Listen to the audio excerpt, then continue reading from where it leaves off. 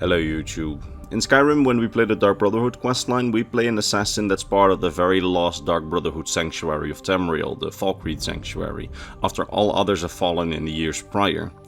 The Dark Brotherhood is a shadow of its former self in Skyrim, far from the heights that we saw during Oblivion. The Black Hand is gone, the Listener is gone, so they have no leadership, and only a rogue sanctuary and a stray jester trying to preserve the Night Mother are remaining. We, during the questline, become the new Listener of the Dark Brotherhood, of course, and slowly start the process of rebuilding the organization by the end. But did you know that we actually know the identity and the story of the Listener before the events of Skyrim? Her name was Alysanne Dupré, a Breton who was active as a Listener in the years prior to Skyrim, and today I'll be covering her story after the intro.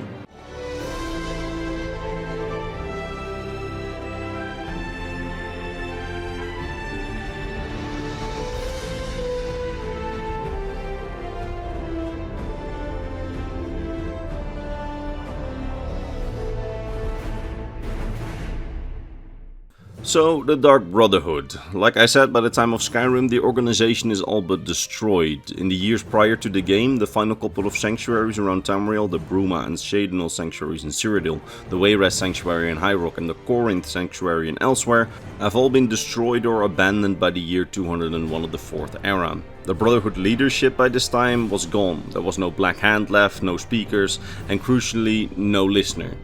So also no Night Mother provided contracts. But before all of this death and destruction went down, before Cicero even fled Cyrodiil with the Night Mother, there was still a Listener, the last Listener of the Dark Brotherhood before the player in Skyrim. Alysanne Dupré, a red-headed Breton who led the Brotherhood up until the year 188 of the 4th era, 13 years before the events of the Elder Scrolls V Skyrim. We can read part of her story in Cicero's journals, and we could once experience an even larger part of her story through the Elder Scrolls Legends' Dark Brotherhood questline, which was based on Cicero's journal and gave us more of an insight into Alysanne as a character. That is, before Bethesda took the game offline. And because of that, I think it's especially important that we talk about her full story today, as it's actually quite tragic, as you'll see. Now, the first mention that we ever got of her is in Cicero's journal in Skyrim, and I think that it's a good place to start with her story. Because in those journals, Alysanne Dupré is the Listener of the Dark Brotherhood from the start of the journal's chronicling, which starts in the year 186 of the 4th era, 15 years prior to Skyrim and about a decade after the Great War ended in Cyrodiil. At this time, the Dark Brotherhood was already in pretty rough water, with the organization having shrunken to 4 known sanctuaries around Tamriel after the mysterious fall of the Bruma Sanctuary, which starts Cicero's journal. In Cyrodiil you had the Shadinal Sanctuary, in High Rock there was the Wayrest Sanctuary, in Elsewhere there was the Corinth Sanctuary, and in Skyrim you had the Falkreath Sanctuary. All other sanctuaries around Tamriel were either abandoned or destroyed already by this time, including the legendary training facility of the Shadowscale assassins in Blackmarsh. The interesting thing here is that all of this decline had not come out of a lack of contracts seemingly, as it said that by this time the contracts were actually quite plentiful and the assassins of the Brotherhood that remained could more or less take a pick, and for higher pay than usual.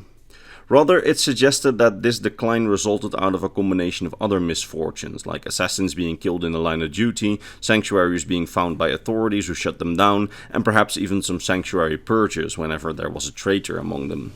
All of these factors combined led to a sustained decline of strength of the Brotherhood, which made it so that the assassins who were left got paid extremely well, but at the same time their jobs got a lot harder, as it became harder and harder to service contracts in provinces where the Brotherhood no longer had a steady foothold, like in the province of Hammerfell.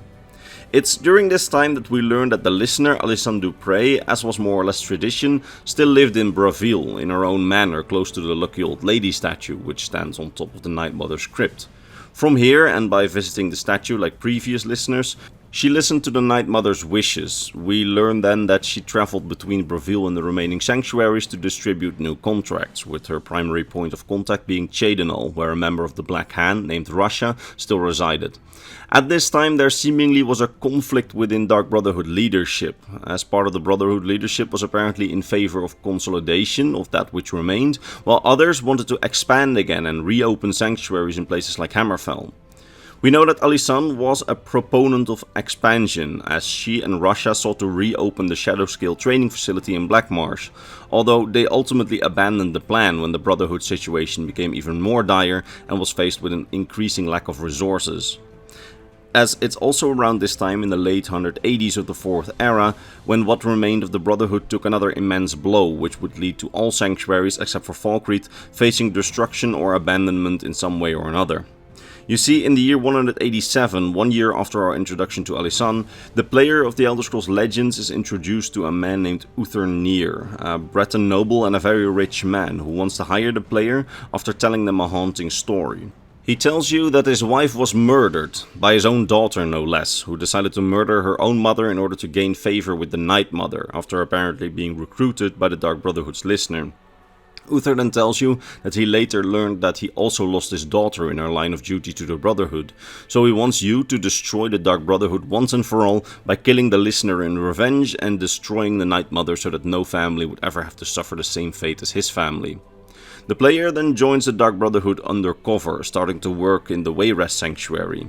The player here, during the events of the game, actually witnesses the fall of Wayrest to the Corsair pirates. Funnily enough, we also learned that the King of Wayrest had a Dark Brotherhood contract on his head around this time, and because of this he no longer trusted his own guards, as he did not know who put out the hits on him, so he decided to go drastic.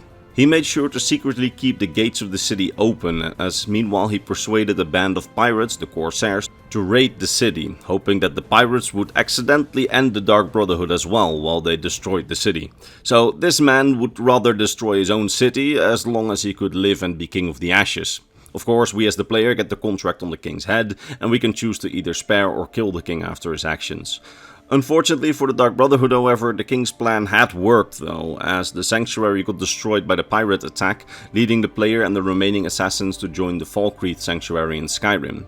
It's here that we as the player first meet Alisan Dupré in the flesh, as she visits the sanctuary personally after learning that there may be a traitor in the sanctuary due to some information that came out of one of the player's contracts, where the victim already knew that he would be assassinated. It's here that Alisan decides that you as the player will figure out who the traitor is, as you are above suspicion since you discovered the information, telling you that under normal circumstances she would order the sanctuary to be purged, but that the Dark Brotherhood had become so weak and small that doing this would do more damage than good.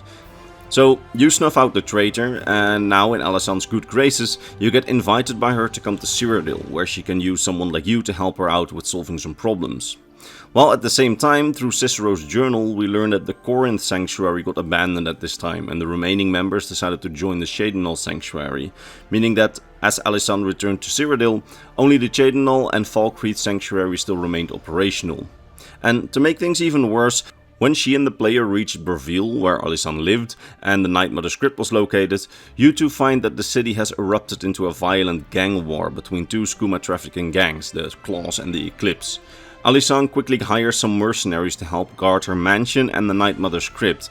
The Shadenal Sanctuary also sent 2 assassins to help out with the situation. But it was all to no avail, as not long after your arrival in Breville, the lucky old lady statue is destroyed. This meant that the Night Mother's crypt was now officially vulnerable. And to make matters even worse, the 2 Shadenal assassins had run into trouble while trying to end the gang war. So Alisan tasks the player with helping the 2 assassins out, while she herself would descend into the Night Mother's crypt to protect the Night Mother and to make sure that the crypt would not be breached by the skooma traffickers. While helping out the Shadenal assassins, however, we learn that our original employer who hired us to destroy the Brotherhood, Uther Near, is coming to Breville himself, as he wants to be there when the Listener and the Night Mother are ended by you, as he still assumes that you are working for him, and if you choose to stay loyal to him, the pieces are indeed falling into place, as it likely won't be long until Alisan trusts you enough to let you into the Night Mother's crypt so that you can end them both once and for all. But when you come back to Alisan after helping the other assassins out, she's also learned through other means that Uther is coming to the city, and despite the dire situation, she decides that the Brotherhood will assassinate him first. You'll probably see where this is going, as we'll obviously get a choice to side either with her or with Uther. But we're not there yet, because while you probably think that that would have been an easy choice, grieving man versus psychopath killer, Alisan, who does not know yet that Uther hired you, reveals a tidbit that Uther just conveniently forgot to mention. You see, Alisan is not the listener who recruited his wife-killing daughter into the Brotherhood and who sent her to death on a contract, no. Because Alisan is Uther Nir's daughter, and according to Alisan, the story actually went quite differently, as she says that Uther Nir, her father, killed his own wife, her mother, and she then reveals that she ran away and joined the Brotherhood, hoping to learn the skills to assassinate him and take revenge for her mother's death. But instead, once she joined, the Night Mother stayed her hand and forbade her from killing him, until now. At almost the end of all things for the Brotherhood, the Night Mother finally allows her to kill him. So she wants him led to the crypt of the Night Mother so that she can kill her father in front of the matron's eyes. Now, a quick intermission, as before we come to the ultimate conclusion of her story, I'd like to argue that the story of Alisan is far more believable. Remember, at this point, you are one of her most trusted friends and assassins. No reason to lie really, as the Dark Brotherhood assassins are all psychopaths, so if her story had been, I killed my mother to join this organization, that would have been more or less a badge of honor. No reason to lie to a fellow assassin.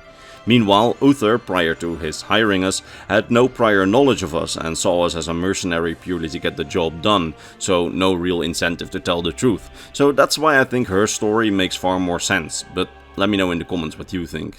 Alright, intermission over, and we are heading to the conclusion of Alisan's story, as the player can lure Uther Nir to the Night Mother's crypt, and there witness the confrontation between father and daughter, forcing us to pick a side, as Uther orders some of his guards to burn the crypt to the ground and orders us to kill Alisan for him. Now, either we kill Alisan here or we fight her father with her. In either scenario, however, Alisan dies, either killed by the player or killed by a flame spell from her father in front of the Night Mother's coffin. Now, considering that we have this official image where she burns, and considering Cicero's journal tells her of dying in flames in the Night Mother's crypt, the player siding with Alisan seems to be the canon ending here, and in that ending Uther dies at the player's hand, while Alisan burns in the crypt. While all of the fighting is going on, however, one assassin from Cheydinhal, Garnak, managed to escape the crypt with the Night Mother's coffin, and he would flee back to Cheydinhal as the crypt burned behind him. When he returned to Cheydinhal, one of the assassins there, Cicero, was chosen as the Night Mother's keeper, as the Night Mother refused to pick a new listener and someone needed to tend to the Night Mother's corpse. And the Night Mother would continue to refuse to choose a listener for years. The Cheydinhal Sanctuary would decline without her contracts, the Black Hand, leaderless without the listener, would be destroyed, and Cicero would turn insane. And 1 year before the events of Skyrim, he would decide to leave Cheydinhal, where he'd been the last assassin left for several years, and take the Night Mother to Falkreath. But, if you want to hear the full story to that, I recommend watching my video on the fall of the Dark Brotherhood, which is in the description of this video, where I'll go over the greater decline of the Brotherhood in far greater detail. That being said, that's the story of the lost listener, Alisan Dupre. I hope you managed to learn something new about the Elder Scrolls lore today, and if you did, why not give the video a like, as that's how YouTube decides what content is worthy and what content is not.